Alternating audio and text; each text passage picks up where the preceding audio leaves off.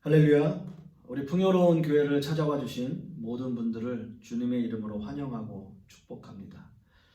오늘 부활절 절기이고 부활주일임에도 불구하고 이렇게 영상으로 예배를 드릴 수밖에 없음을 매우 안타깝게 생각합니다. 그러나 오늘 말씀을 들으시는 모든 분들에게 부활의 은혜와 하나님의 축복과 하나님의 은혜가 여러분들에게 함께하기를 간절히 소망합니다. 저는 오늘 여러분들과 함께 부활, 십자가의 흔적이라고 하는 말씀의 제목으로 함께 은혜의 말씀을 나누고자 합니다. 예수님께서는 지난 금요일 3년의 공생의 사역을 마치시면서 모든 인류의 죄를 대신하여 십자가에 목숨을 내어주셨습니다. 수없이 많은 사람들이 호산나 호산나 라고 외치며 예수님을 환영했지만 그 수많은 사람들은 며칠이 못되어 예수님을 십자가에 못 박으라 소리쳤습니다. 자신들을 구원할 메시아로 알고 있었던, 그렇게 믿었던 예수님을 신성 모독죄라고 하는 죄목을 씌워 예수님을 십자가에 못 박은 것이죠. 그러나 예수님은 예언하신 대로 또 말씀하신 대로 3일 만에 살아나셨습니다. 이것이 부활입니다.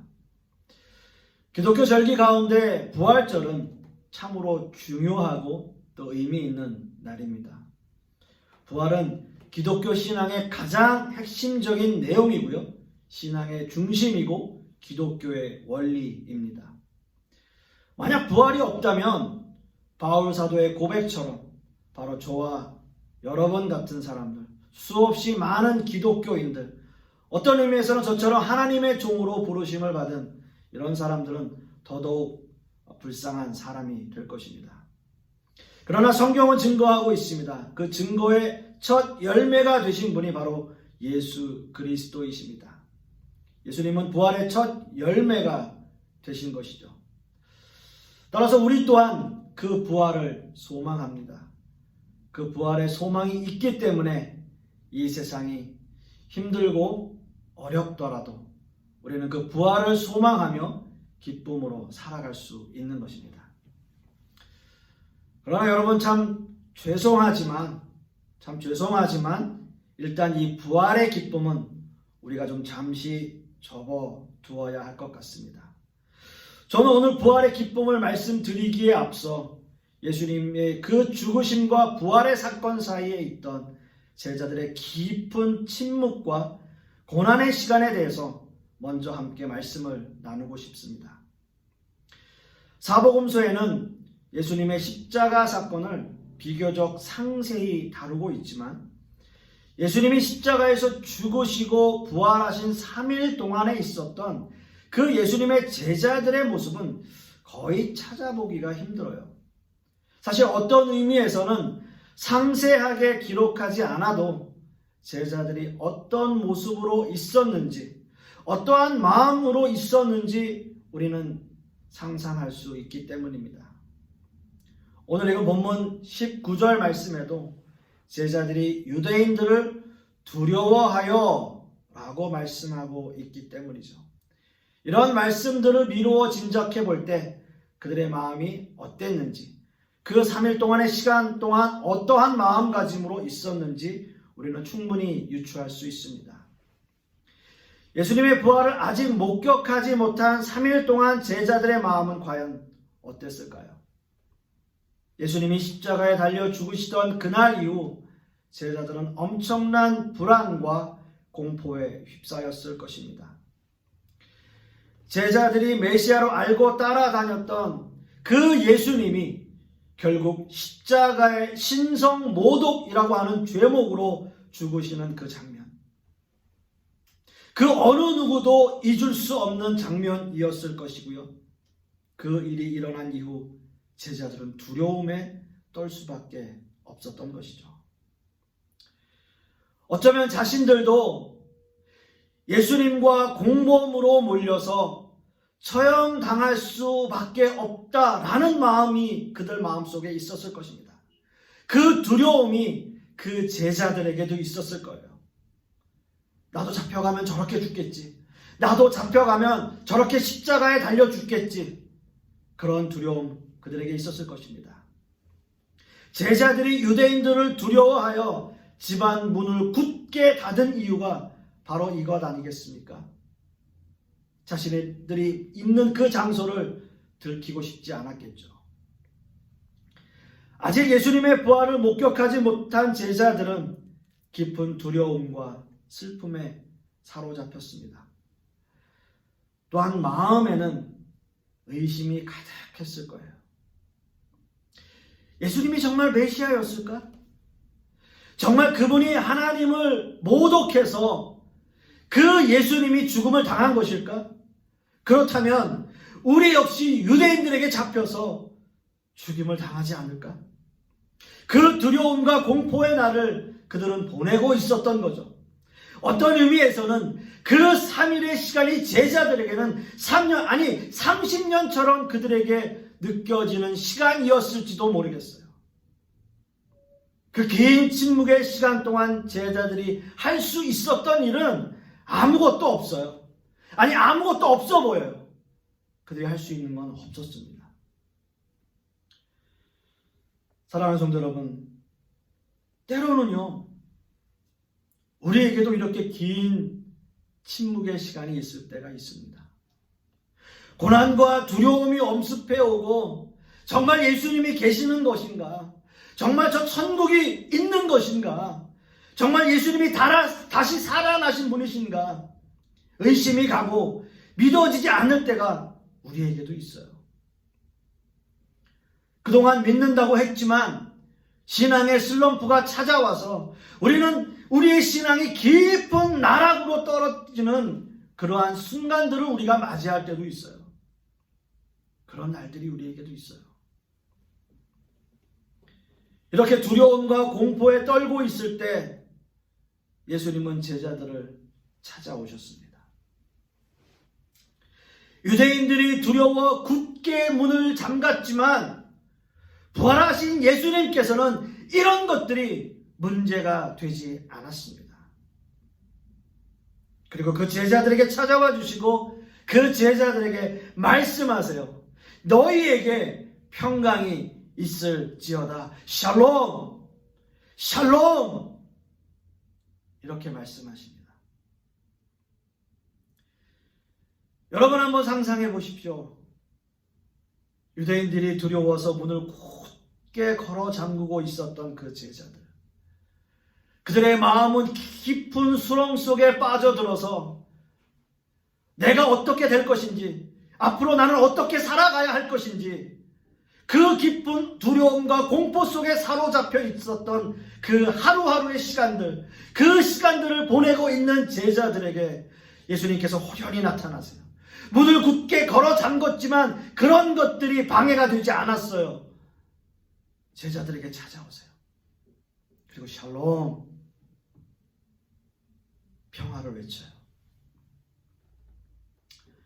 예수님께서 호련히 나타나셔서 자신의 손과 옆구리를 보여주십니다.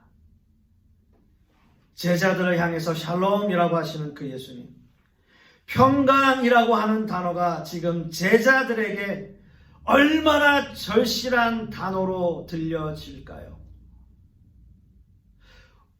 어두움 속에서 두려운 마음으로 공포심에 떨고 있는 그 하루하루, 그 제자들에게 샬롬이라고 하는 말, 평강이라고 하는 말, 얼마나 절실하게 들렸을까요? 얼마나 큰 감동일까요? 얼마나 큰 기쁨이었을까요? 어떤 위로도 필요 없었어요. 아무리 두려움이 엄습해오고 공포의 밤을 보내고 있었지만, 그런 상황 속에 있었지만 예수님께서 찾아와 주셨고 예수님께서 평화, 평강, 샬롬이라고 하셨을 때 모든 건 다 끝난 거예요. 모든 것이 다 해결되어졌어요. 우리에게도 그런 날이 있잖아요. 우리에게도 깊은 어둠과 같은 시간들, 두려움 같은 시간들, 모든 것이 다 싫어지고 모든 것이 다 우리 마음속에 믿음이라는 것이 나락으로 떨어져 낼 때, 두려움과 공포의 날이 우리에게 계속 되어질 때 하나님께서 홀연히 나타나세요. 아무리 기도하고 기도해도 하나님이 나를 만나주시지 않을 것 같은 기분이 들지만, 그래서 모든 것들을 포기하고 다 모든 것들을 내려놓고 싶은 마음이 들 때 불현듯 하나님께서 나타나세요. 그리고 우리에게 말씀하시잖아요. 사랑한다. 내가 너와 함께 할 것이다. 마치 속삭이듯이 우리의 마음이 뜨거워지고 그런 마음들이 들잖아요. 눈물을 흘리게 되고, 이것이 정말 하나님의 은혜인가 우리는 생각하게 돼요. 예수님께서 그 상황 속에서 제자들에게 나타나시고 제자들에게 하신 행동이 있어요. 20절 말씀을 보시면, 이 말씀을 하시고 손과 옆구리를 보이시니 제자들이 주를 보고 기뻐하더라 라고 말씀합니다. 손과 옆구리를 보이셨어요. 손과 옆구리. 손과 옆구리. 예수님에게 손과 옆구리는 무엇을 의미합니까? 예, 바로 십자가죠. 십자가죠. 어찌 보면 제자들이 가장 보고 싶지 않은 모습일 거예요. 예수님이 십자가를 지신 그때를 생각하면 그들은 마음이 아프고 또 예수님을 향해서 얼마나 미안하고 죄송한 마음이 들까요? 그런데 예수님은 그 손과 옆구리를 보여주세요. 그 손과 옆구리의 못과 창자국은 제자들에게는 너무나 아픈 기억이에요. 근데 그 모습이 바로 예수님의 참 모습이에요. 그래서 보여주시는 거예요. 우리를 위해서 십자가를 지시고 그 손과 발에 그리고 옆구리에 못과 창자국이 있으신 그 예수님, 그분이 바로 우리를 구원하신 예수 그리스도, 우리의 메시아이시기 때문이죠. 그래서 제자들은 그 손과 옆구리를 보고 기뻐해요. 어떤 의미에서는 슬프지만 기쁜 거예요. 슬프지만 기쁜 거예요. 지금 자신들의 눈앞에 나타나신 예수님이 진정한 메시아이시며 하나님의 아들이시다, 정말 이분이 메시아이시다, 우리의 구원자이시다 라고 하는 확실한 증명이에요. 증거예요. 그렇기 때문에 제자들은 기뻐해요. 슬프지만 기뻐해요. 제자들에게는 이제 이런 아픈 기억마저도 예수님을 증거하는 증표가 돼요. 자신들에게 증표가 되는 거예요.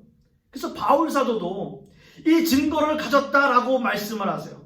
갈라디아서 6장 17절 말씀에 내가 내 몸에 예수의 흔적을 가졌노라. 예수님의 증표를 가졌다. 예수님께서 우리의 구원자이심의 그 증표를 가졌다. 우리는 다 그것을 가졌어요. 사랑하는 성도 여러분, 오늘은 제가 서두에 말씀드린 것 같이 부활절입니다. 기독교 안에서 가장 중요한 의미가 있는 절기, 부활절이에요. 예수님이 부활하신 날입니다. 그러나 예수님이 부활하시기 전에 어떤 일이 있었죠? 십자가에 죽으셨어야 했습니다. 부활의 기쁨이 있기 이전에 예수님의 십자가가 있었다는 사실을 우리는 잊어서는 안 될 것입니다. 그리고 하나님의 자녀라면 여러분의 몸에도, 우리의 몸에도 예수님의 흔적이 있다라는 거예요. 증거가 있다라는 거예요. 여러분에게 예수님의 흔적이 있으십니까? 예수님이 제자들에게 보여주신 손과 옆구리의 증표, 그것이 우리에게도 있습니까? 간절히 소망하기는 우리 모두는 이 증표를 갖기를 원해요. 구원의 증표이고요, 믿음의 증표이고 부활의 증표입니다. 이 증표가 있어야 우리는 깊고 어둡고 두려운 그 인생의 길을 기쁨으로 살아갈 수 있는 것입니다. 사랑하는 성도 여러분, 저는 마지막으로 지난 한 주간 제가 묵상했던 글을 소개하면서 말씀을 마치려고 합니다. 예루살렘에는 비아 돌로로사라고 하는 길이 있습니다. 빌라도가 예수님을 재판했던 법정에서 골고다에 이르는 약 800m 정도 되는 그 길을 비아 돌로로사라는 말을 해요. 그 길의 이름이에요. 구체적인 그 말의 의미는 비아라는 것은 길이라고 하는 뜻이고요. 돌로로사는 슬픔 또는 고난이라는 뜻의 라틴어입니다. 즉 고난의 길, 슬픔의 길이라고 해석될 수 있습니다. 즉 비아 돌로로사는 고난의 길, 슬픔의 길, 어떤 의미에서는 십자가의 길이라고 하는 의미입니다. 과연 이 단어가, 이 길이 우리에게 주는 의미는 무엇인가 생각해 보았습니다. 고난이나 슬픔은 우리의 삶의 전 영역에 영향을 줍니다. 따라서 우리에게 고난과 슬픔이 찾아오면 우리의 삶은 굉장히 피폐해지고 힘들고 어려운 상황이 되어집니다. 이런 일을 극복하기 위해서는 반드시 희망이 있어야 돼요. 이 고난과 슬픔이 우리에게 있다 할지라도 이것을 이겨낼 수 있는 힘, 그것은 그것의 마지막이 있다라는 거예요. 고난과 슬픔에도 끝이 있다. 그러면 우리에게 희망이 있어요. 요즘 참 전 세계적으로 힘들고 어려운 상황들 속에 있어요. 그래서 과연 그 터널 끝에 빛이 있는가, 그 빛이 보이는가, 그런 말을 참 많이 해요. 어둡고 캄캄한 긴 터널을 지나고 있지만 저 멀리서 저 터널 끝에서 한 줄기 빛이 비치면 거기엔 희망이 있어요. 그건 희망의 빛이에요. 그렇다면 비아 돌로로사, 거기에는 희망이 있을까요? 그 고난의 길, 그 십자가의 길에는 과연 희망이 있을까요? 고난의 길의 끝에는 무엇이 기다리고 있었나요? 예수님이 걸으셨던 고난의 길 끝에는 안타깝게도 십자가라는, 즉 죽음이라는 마지막이 기다리고 있었습니다. 고난의 길 끝에 어떠한 희망도, 어떤 한 줄기 빛도 비추어지지 않았어요. 예수님께서는 왜 그 비아 돌로로사의 길을 아시면서도 그 길을 가셨을까요?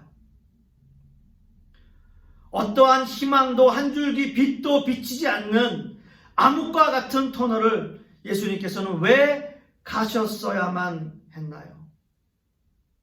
왜냐하면요, 생명의 길은, 부활의 길은 비아 돌로로사 그 길 너머에 있기 때문입니다.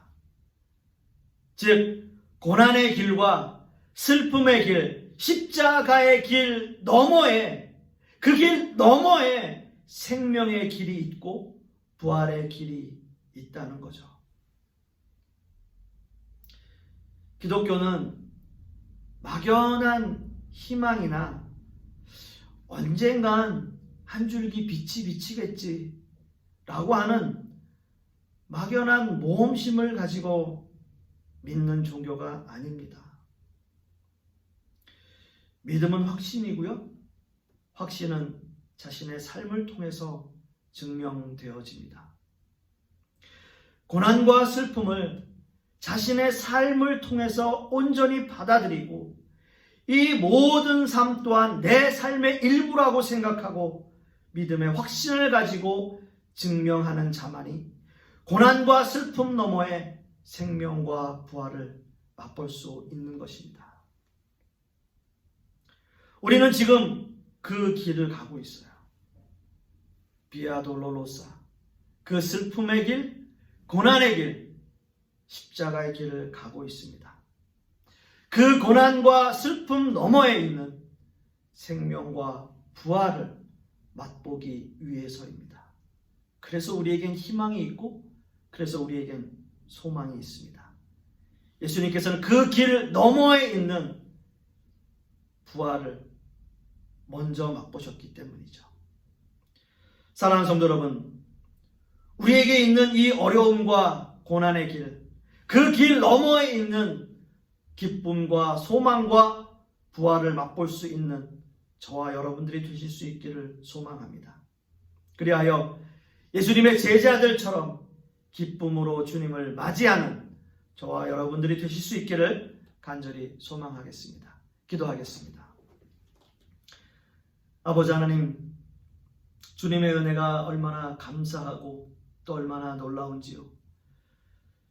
그 십자가의 길, 고난의 길, 그 슬픔의 길 너머에 있는 예수님의 그 부활과 기쁨을 우리도 맛보게 하여 주시옵시고, 그 부활의 소망을 가지고 사는 우리들 되게 하여 주시옵소서. 슬픔과 고난과 어려움이 우리에게 있지만 그 길 너머에 주님께서 우리에게 주시는 그 은혜와 평강이 있음을 다시 한번 기억하고 하나님의 말씀과 은혜 가운데 사는 한 주간 될 수 있도록 주님께서 역사하여 주시옵소서. 주님 감사드리며 예수 그리스도 이름 받들어 기도드려 싸움나이다. 아멘.